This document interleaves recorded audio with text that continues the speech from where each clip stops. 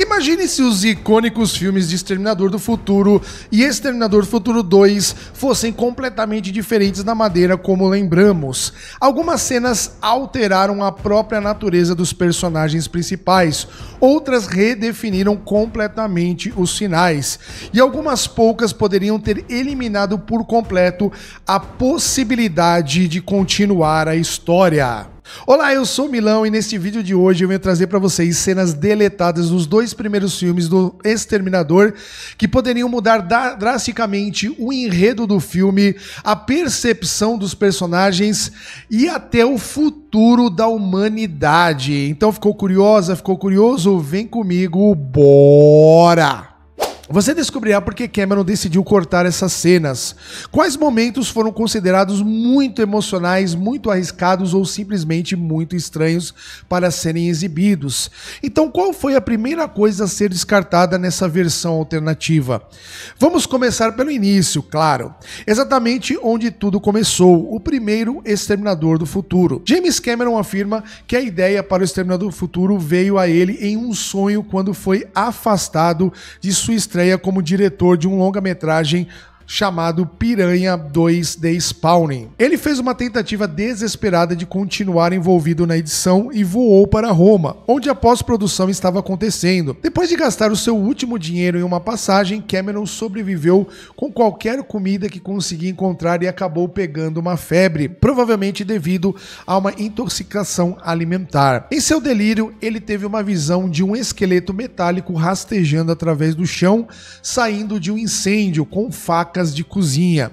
Quando acordou, imediatamente esboçou aquilo que se tornaria a base de um futuro sucesso cinematográfico. Ele originalmente concebeu uma ficção científica futurista sobre um robô de metal líquido capaz de mudar de forma, com a ação toda situada no futuro. Mas Cameron sabia que teria um orçamento limitado, então transferiu os eventos para os tempos atuais e começou a desenvolver o conceito de viagem no tempo. Ele trabalhou na ideia dos dois exterminadores sendo enviados de volta no tempo. O primeiro, um ciborgue a ser derrotado por um humano, e o segundo, uma máquina de metal líquido.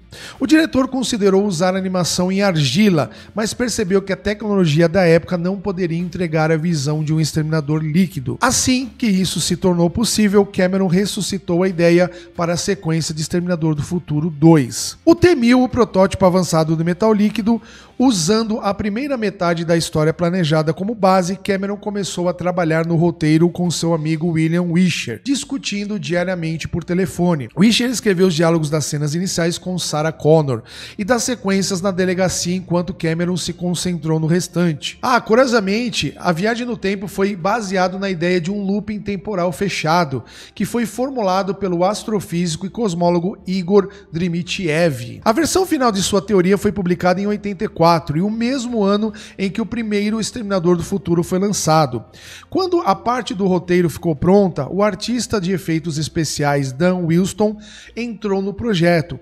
Ele criou vários esboços do esqueleto metálico, mas no fim, a equipe escolheu a versão desenhada pelo próprio Cameron. Contudo, Cameron precisou cortar a sua visão original devido a limitações orçamentárias e técnicas.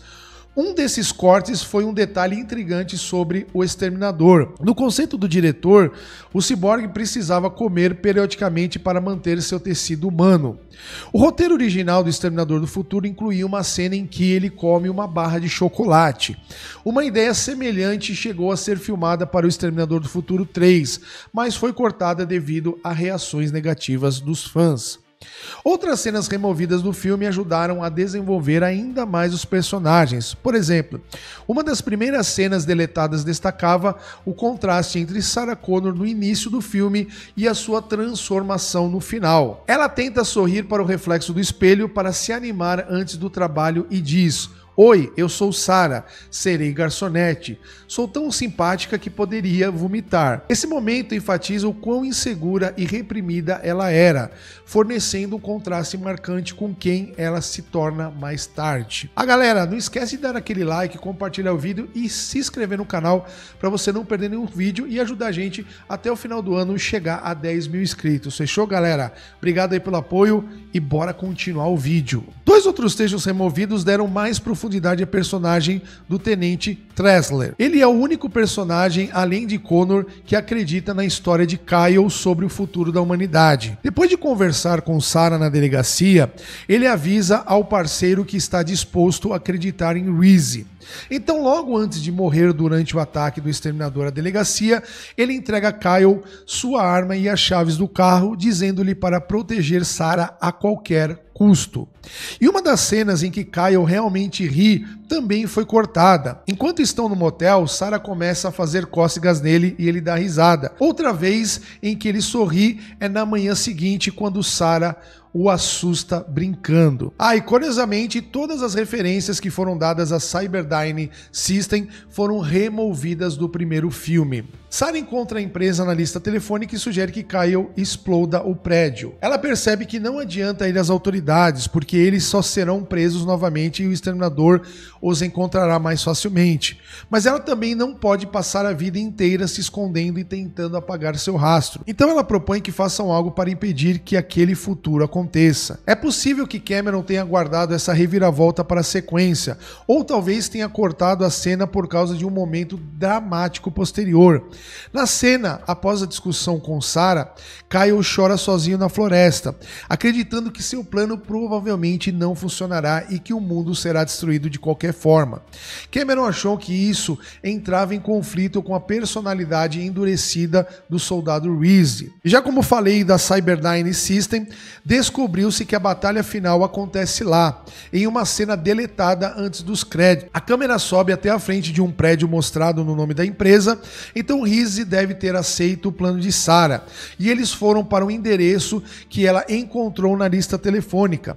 Na mesma cena, um funcionário encontra o microchip intacto nos destroços do exterminador e entrega ao departamento de PID. Mas isso foi apenas o começo. Se o primeiro exterminador apenas levantou um pouco a cortina sobre eventos alternativos, o segundo filme preparou uma surpresa real para o público. James Cameron não tinha intenção de parar. Algo muito mais integrante e inesperado estava por vir. Agora é hora de avançar para o dia do juízo final. Um filme que as cenas deletadas escondiam muito mais do que você poderia imaginar. A ideia de fazer uma sequência do Exterminador do Futuro veio aos criadores logo após o lançamento original, em 1984, que inesperadamente se tornou um grande sucesso, arrecadando mais de 78 milhões de dólares com um orçamento modesto de 6 milhões.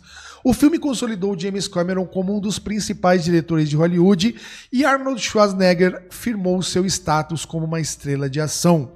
Na verdade, foi o próprio Arnold quem mais queria fazer a sequência. Ele sentia que ainda havia mais da história do Exterminador para contar e mais dinheiro para entrar no bolso dele, é claro, né? No entanto, colocar o segundo filme em produção não foi tão simples. As conversas sobre uma sequência continuaram até 1990. Em março daquele ano, Cameron e seu amigo e co-roteirista William Wisher começaram a desenvolver um conceito bastante comum para um filme de ação e ficção científica. Cameron decidiu se afastar dos temas do filme original e focar no vínculo quase familiar entre Sarah e John e o Exterminador.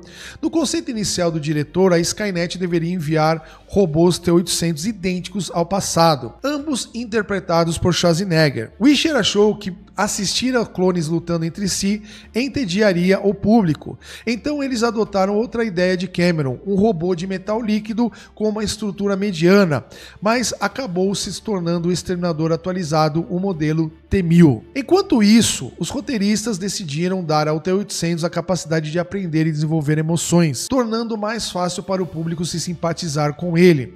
Os roteiristas não pensavam no orçamento no início, então muitas das cenas mais ambiciosas tiveram que ser descartadas, infelizmente.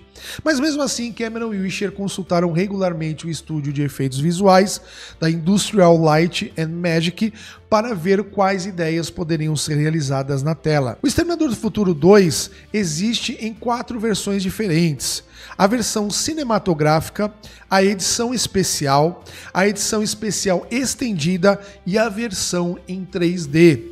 E lá em 1993 foi lançada uma edição especial do T2 com 15 minutos de cenas novas e alternativas, além de cerca de 1 minuto de imagens ocultas ainda mais estendidas. Por exemplo, na edição especial, Kyle Reese aparece para Sarah em um sonho. John tenta ensinar o T-800 a sorrir. E na cena em que T-800 deliberadamente usa o nome errado para o cachorro, o T-1000 descobre que o nome verdadeiro do animal não é Wolf e o mata. Na versão estendida, ele ainda revista o quarto de John e encontra uma caixa de cartas da mãe dele junto com as suas fotografias. E além disso, a versão estendida do Exterminador do Futuro 2 apresenta um final alternativo.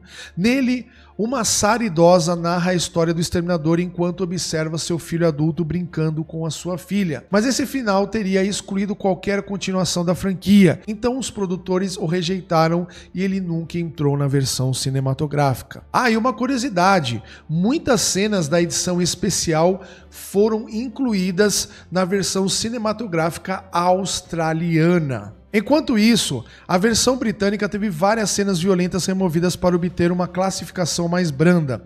Uma versão em 3D de O Exterminador do Futuro 2 foi lançada em 2017, na qual vários erros e falhas de continuidade da versão original foram corrigidos.